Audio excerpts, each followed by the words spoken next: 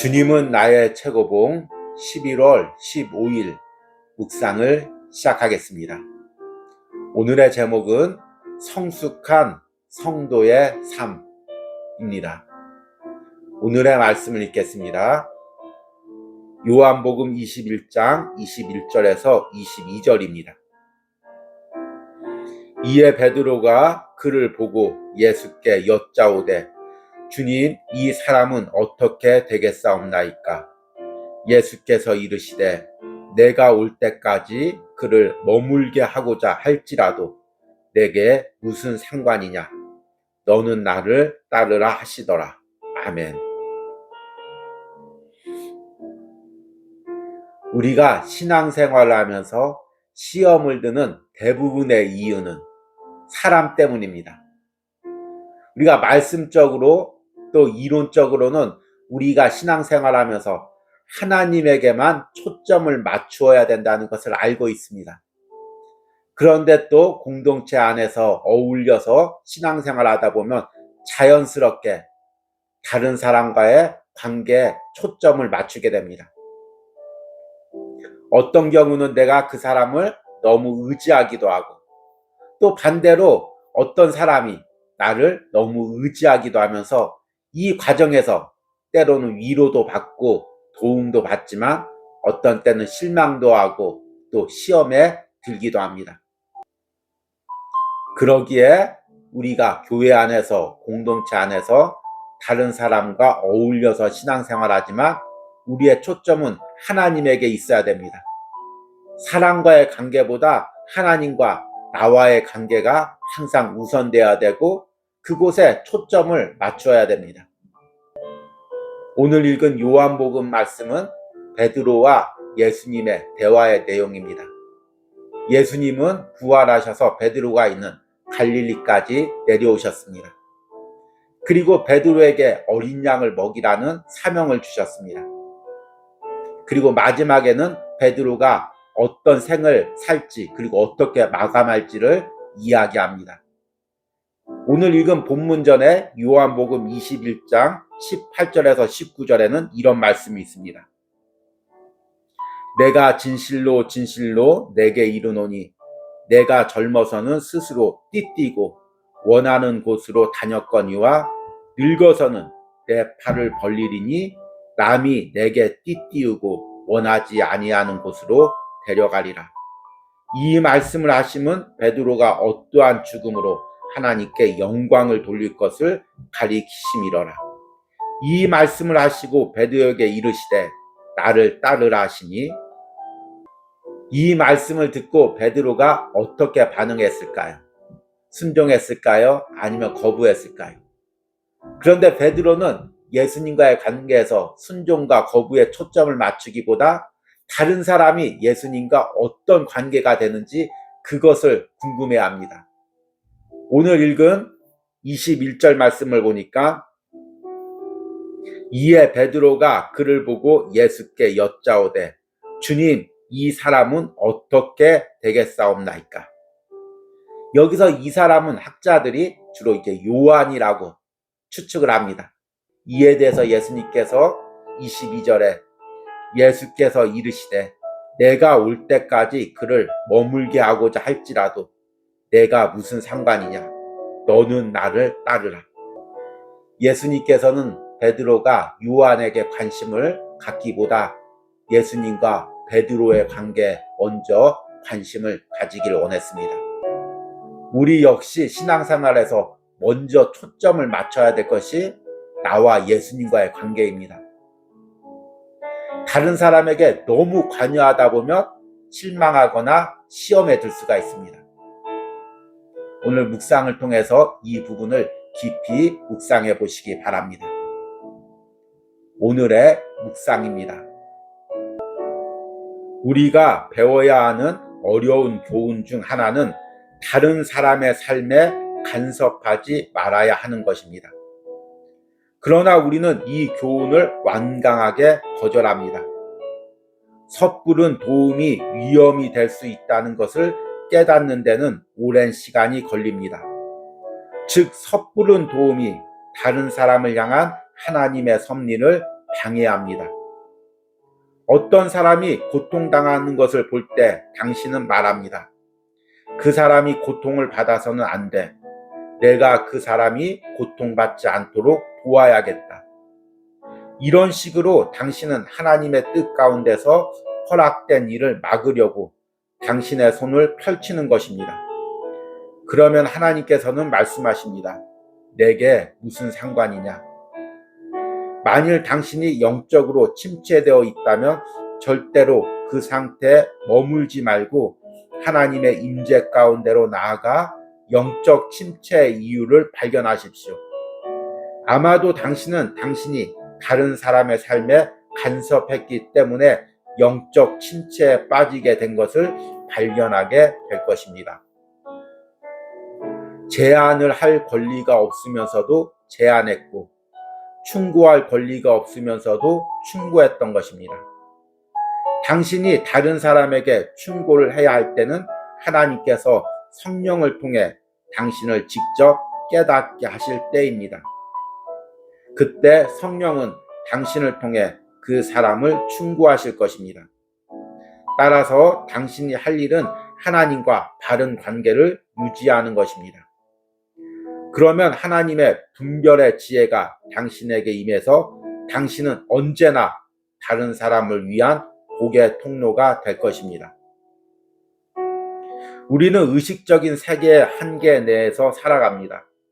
의식적으로 섬기고 의식적으로 하나님께 헌신합니다. 그러나 이 모든 것은 미성숙한 것이며 아직 실제의 삶이 아닙니다. 성숙한 삶은 무의식적으로 살아가는 어린아이 같은 삶입니다.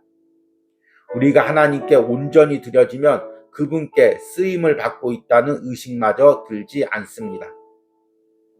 만일 내가 찢겨진 빵과 부어지는 포도주로 쓰임을 받고 있다고 의식한다면 아직 도달해야 할 단계가 많이 남아있다는 뜻입니다.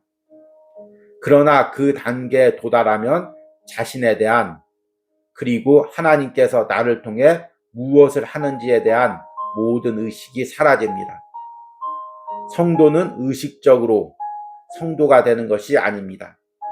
다만 의식적으로 하나님을 의지할 뿐입니다. 아멘.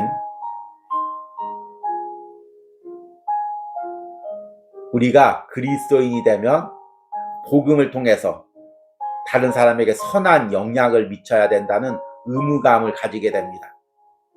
다른 사람에게 예수님의 복음을 전해야 할 뿐만 아니라 또 내 주변에 연약한 신앙인들을 도와야 된다는 그런 의무감을 가지게 됩니다. 특히 저와 같은 목회자들 그리고 구역장이나 소그룹의 리더들은 계속해서 영혼을 돌봐야 된다는 그런 사명감을 가지고 있습니다. 그런데 자칫 이 의무감과 사명감이 지나쳐서 다른 성도의 삶을 일일이 관여하려고 할 때가 있습니다. 다른 사람이 어려운 문제가 있으면 가서 다 해결해 주려고 하고 마음에 어려운 부분이 있으면 다 들어주려고 하는 그런 마음가짐을 가질 때가 있습니다. 그런데 그것이 그 성도에게 꼭 좋은 것만은 아닙니다. 물론 초신자나 아주 연약한 성도들은 그렇게 돌봐야 할 필요도 있습니다. 그러나 우리가 영혼을 돌본다는 것의 궁극적인 목표는 그 영혼이 하나님과의 바른 관계 속으로 친밀한 관계 속으로 들어가도록 길을 안내해 주는 것입니다. 그 영혼을 너무 돌봐서 그 영혼이 나에게만 의지하고 하나님보다 오히려 사람을 더 의지하게 만든다는 것은 그 영혼을 바로 돌보는 것이 아닙니다. 또 그렇게 돌보다가 또 그 영혼이 나를 의지하지 않으면 이에 대해서 실망하거나 서운해하거나 거절감을 느끼는 그런 지도자나 리더들도 있습니다. 이것은 바른 양육이 아니죠. 오늘 저자가 이 부분을 이렇게 이야기합니다. 우리가 배워야 하는 어려운 교훈 중 하나는 다른 사람의 삶에 간섭하지 말아야 하는 것입니다. 그러나 우리는 이 교훈을 완강하게 거절합니다. 섣부른 도움이 위험이 될 수 있다는 것을 깨닫는 데는 오랜 시간이 걸립니다. 곧 섣부른 도움이 다른 사람을 향한 하나님의 섭리를 방해합니다. 여기서 다른 사람의 삶에 간섭하지 말아야 한다는 의미는 우리가 목회자나 아니면은 신앙의 리더로서 영혼을 돌보지 말아야 한다는 그 의미가 아닙니다. 너는 너대로 신앙생활하고 나는 나대로 신앙생활한다. 그 의미가 아닙니다. 그 영혼을 돌봐야 되겠죠. 그런데 내가 지나치게 그 영혼의 삶과 결정의 문제들에 관여해서 나의 의지로 그 사람의 삶을 결정하게 하고 판단하게 해서는 안 된다는 것입니다. 스스로 하나님께 옳은 것이 무엇인지를 깨달아서 스스로 결정하고 결단할 수 있도록 나는 신앙적인 도움만을 줄 뿐입니다. 이것이 지나쳐서 상대방이 전적으로 나를 의지하게 하고 나의 결정을 상대방이 무비판적으로 따르게 한다면 흔히 이야기하는 가스라이팅처럼 내가 그 사람을 영적으로 지배하게 되는 것입니다. 그 영혼을 지배할 분은 내가 아니라 성령님이고 하나님인데 내가 그 영혼을 지배하고 컨트롤하는 것입니다. 그리고 나의 지배와 컨트롤에서 벗어나려고 할 때 서운함을 느끼고 거절감을 느낄 수가 있습니다. 그것은 그 영혼에게 좋지 않은 영향력을 끼칠 뿐더러 내 자신의 신앙에도 안 좋은 영향력을 끼칩니다. 만일 당신이 영적으로 침체되어 있다면 절대로 그 상태에 머물지 말고 하나님의 임재 가운데로 나아가 영적 침체의 이유를 발견하십시오. 아마도 당신은 당신이 다른 사람의 삶에 간섭했기 때문에 영적 침체에 빠지게 된 것을 발견하게 될 것입니다. 저와 같은 목회자들 또 신앙의 리더들이 영적 침체에 빠지는 이유가 이 부분입니다. 영혼들 돌보면서 열심으로 자신의 물질, 시간, 모든 것을 들여서 그 영혼을 돌봅니다. 그래서 그 영혼이 내 이야기를 잘 듣고 잘 따르다가 어느 정도 신앙이 성숙하면 이제 스스로 결정하고 아니면 다른 지도자들의 말을 따르게 됩니다. 그러면 서운함을 느끼게 되죠. 아, 그동안 내가 그렇게 모든 에너지를 돌보며 그 영혼을 돌봤는데 이제 저 영혼이 나를 떠나가는구나. 그러면서 거절감이나 심지어는 배신감을 느낄 수가 있습니다. 그로 인해 영적 침체에 빠질 수가 있죠. 그런데 중요한 것은 그 사람과 나와의 관계가 어떠한가가 아닙니다. 내가 주님과의 관계가 어떠하고 그 사람이 주님과의 관계가 어떠한가, 그것이 중요합니다. 그래서 오늘 묵상 초반에서 다른 사람의 신앙에 간섭하지 말라는 것입니다. 그것은 그 사람이 주님과의 친밀한 관계를 맺도록 그 부분은 그 사람의 신앙의 영역으로 놔두고 나도 주님과의 친밀한 관계 속으로 들어가도록 내 영역은 내 스스로 세워가야 된다는 것입니다. 이렇게 내가 주님과의 바른 관계에 있을 때 영혼들을 돌볼 때 선한 영향력을 끼칠 수가 있습니다. 저자가 이 부분을 이렇게 이야기합니다. 제한할 권리가 없으면서도 제한했고 충고할 권리가 없으면서도 충고했던 것입니다. 당신이 다른 사람에게 충고해야 할 때는 하나님께서 성령을 통해 당신을 직접 깨닫게 하실 때입니다. 그때 성령은 당신을 통해 그 사람을 충고하실 것입니다. 따라서 당신이 할 일은 하나님과 바른 관계를 유지하는 것입니다. 그러면 하나님의 분별의 지혜가 당신에게 임해서 당신은 언제나 다른 사람을 위한 복의 통로가 될 것입니다. 영혼을 돌본다는 것은 마치 의사가 환자를 돌보듯이 무척 섬세하고도 지혜가 필요한 일입니다. 내가 다 해줄 수 있는 것이 아니고 그렇다고 전혀 손을 뗄 수 있는 일도 아닙니다.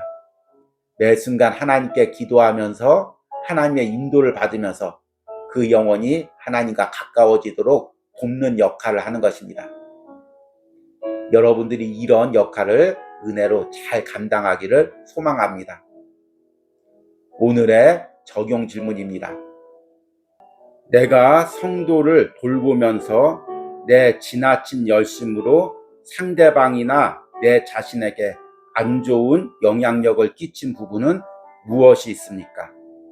오늘 묵상을 통해 영혼을 돌보는 지혜를 달라고 기도하시기 바랍니다.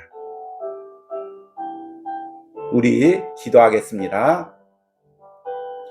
주님, 내가 주님만을 바라보고 신앙생활해야 되는데 때로는 영혼을 돌보다가 너무 애착을 느껴 주님보다 사람을 먼저 바라볼 때가 있습니다. 이로 인해 내가 때로는 사람에게 실망이 들고 또 시험이 들고 영적 침체에 빠지는 경우가 있었음을 고백합니다. 또 이런 인간적인 돌봄이 그 영혼에게도 좋지 않은 영향력을 미침을 오늘 묵상을 통해 깨닫습니다. 이제 항상 먼저 나와 주님과의 관계에 초점을 두게 하여 주시옵소서. 내가 돌보는 영혼들이 나와 가까워지기보다는 먼저 주님과 가까워질 수 있도록 내가 그 영혼을 돌볼 수 있는 지혜를 허락하여 주시옵소서. 오늘 주님은 나의 최고봉을 묵상하는 모든 심령들이 예수님의 사랑으로 영혼을 돌보게 하시고 그 모든 돌보는 과정에서 주님께서 지혜와 능력을 허락하여 주시옵소서. 예수님의 이름으로 기도했습니다. 아멘.